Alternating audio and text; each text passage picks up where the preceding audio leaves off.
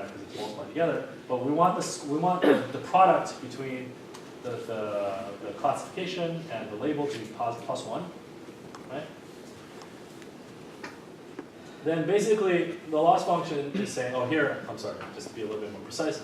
Here I'm not taking the sign. I'm not doing the sign threshold plus or minus 1. I'm just taking the real value score of just the linear score of the linear model without doing the classification threshold, the sign thresholding. So if this sign is positive, then I predict plus 1. If the sign is negative, then I predict, or if the sign of this is positive, I predict plus 1, and then this whole thing gets y times that gets a plus 1. So when y times this is positive, I do not make a classification error. When y times this is negative, I do make a classification error. When it's non-positive, I do make a classification error. And so when you are making a classification error, when you make a classification error, you're in this regime, and you make an update, like so, right? And so this is your loss function. If you're in this regime, you're on the right-hand side of the max of the two things you're taking the max over. If you're in this regime, you're in the left-hand side. So if you make a mistake, so if you're over here, you don't make an update. So if you're over here, the gradient is 0, you don't make an update. If you're over here, you make a gradient update in this direction, which if you take the derivative of this, is literally just the slope of this line. Yeah. So I can, if I interpret Perceptron objective as doing some kind of gradient descent, I can reverse engineer its loss function. Right? So you can still interpret the Perceptron algorithm as minimizing an objective function.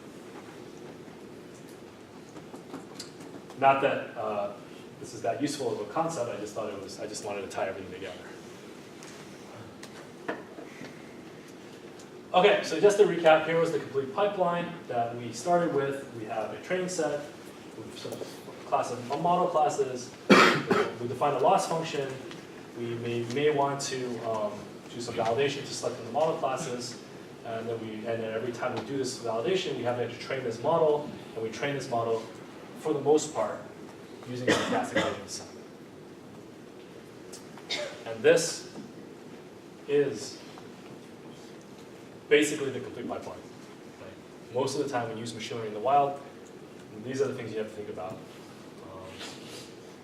The only thing that I have not talked about yet is sort of how do you actually define x and y, right? Because most people assume they just given to you. That's how machine learning assumes.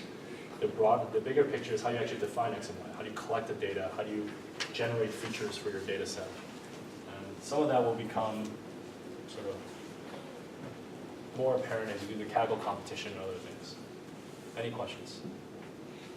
Can we say that Perceptron algorithm is a particular case of stochastic gradient descent? Yes, it is. It is a case of stochastic gradient descent with this loss function and a step size of 1.